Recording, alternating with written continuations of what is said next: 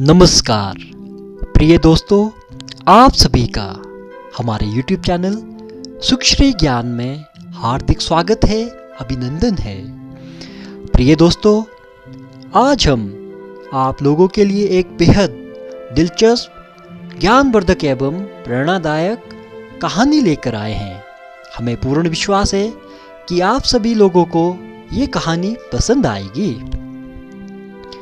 प्रिय दोस्तों, आज की कहानी बहुत ही प्रेरणादायक है। ये कहानी दो हंसों की कहानी है जो बेहद वफादार है और इन्होंने एक ऐसे व्यक्ति के जीवन को ही बदल दिया जिसका पेशा ही हत्या करना था।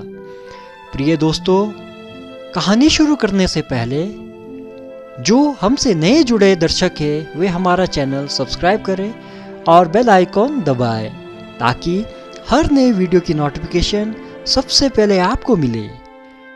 तो प्रिय दोस्तों, अब हम आज की कहानी शुरू करते हैं।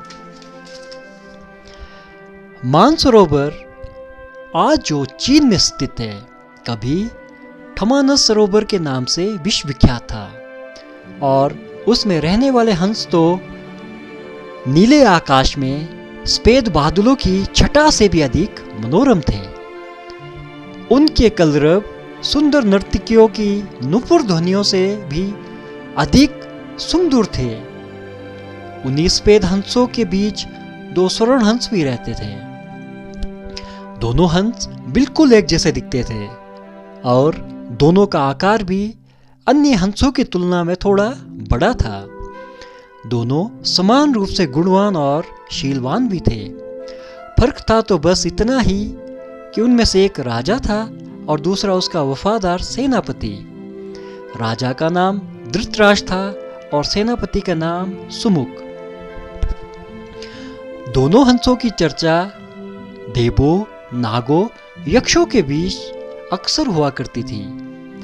कालांतर में मनुष्य योनि के लोगों को भी उनके गुण, सौंदर्य का ज्ञान होने लगा। वाराणसी नरेश ने जब उनके विषय में सुना तो उसके मन में उन हंसों को पाने की प्रबल इच्छा जागृत हुई।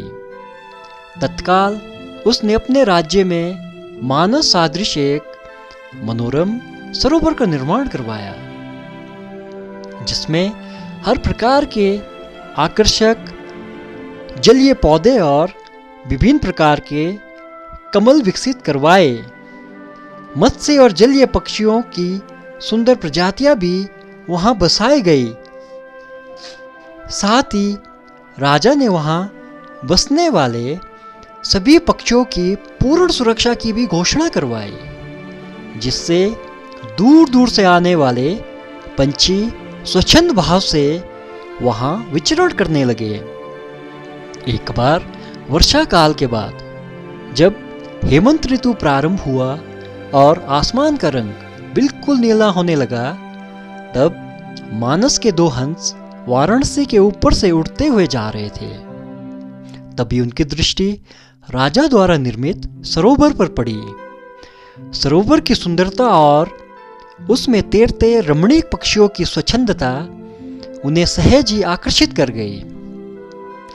तत्काल वे नीचे उतर आए और महीनों तक वहां की सुरक्षा, सुंदरता और स्वच्छंदता का आनंद लेते रहे। अंततोगत्वा वर्षा ऋतु के प्रारंभ होने से पूर्व वे फिर मानस को प्रस्थान कर गए। मानस पहुंचकर उन्होंने अपने साथियों के बीच वाराणसी के कृत्रिम सरोवर की इतनी प्रशंसा की कि सारे के सारे हंस वर्षा के बाद वाराणसी जाने को तत्पर हो उठे।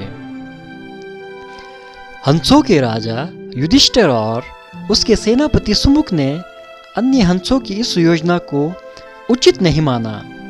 युधिष्ठिर ने उनके प्रस्ताव का अनुमोदन न करते हुए ये कहा कि पंछी और जानवरों की एक प्रवृत्ति होती है, वे अपनी संवेदनाओं को अपनी चीखों से प्रकट करते हैं, किंतु जंतु जो कहलाता है मानव बड़ी चतुराई से करता है अपनी भंगिमाओं को प्रस्तुत, जो होता है उनके भावों के ठीक विपरीत।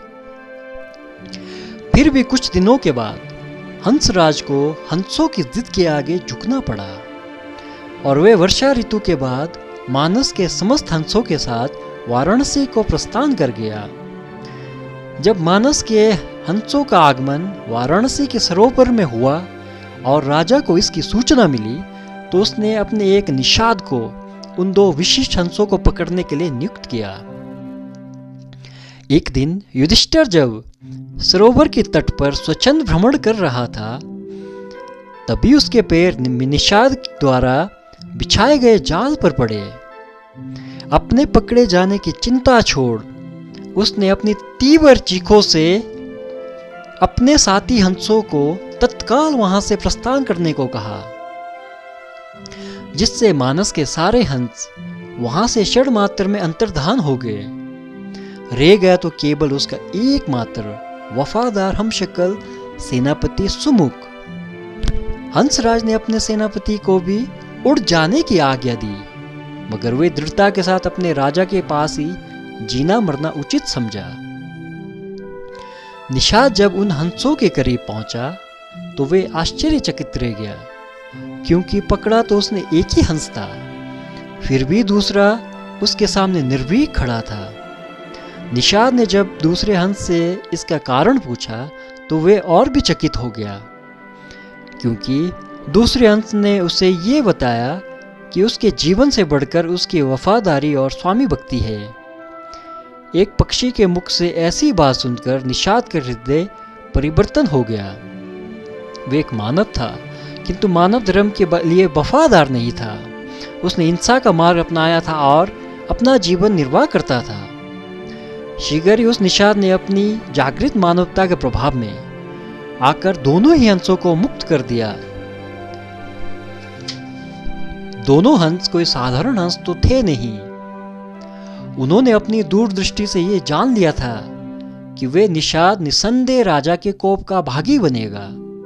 अगर निषाद ने उनकी जान बख्शी थी तो उन्हें भी निषाद की जान बचानी थी। अतः तत्काल वे निषाद के कंधे पे सवार हो गए और उसे राजा के पास चलने को कहा। निषाद के कंधों पर सवार जब वे दोनों हंस राज दरबार पहुंचे तो समस्त दरबारी गण चकित हो गए। जिन हंसों को पकड़ने के लिए राजा ने इतना प्रयत्न किया था, वे स्वयं ही उसके पास आ गए थे। विस्मित राजा ने जब उनकी कहानी सुनी तो उसने तत्काल ही निषाद को राजदंड से मुक्त कर पुरस्कृत किया। उसने फिर उन ज्ञानी हंसों को आतिथ्य प्रदान किया तथा उनकी देशनाओं को राज दरबार में सादर सुनता रहा। इस प्रकार कुछ दिनों तक राजा का आतिथ्य स्वीकार कर दोनों ही हंस पुनः मानस को वापस लौट गए। प्रिय दोस्तों, आज की कहानी यहाँ खत्म होती है और आप लोगों को ढेरों प्रेरणाएं भी मिली होगी।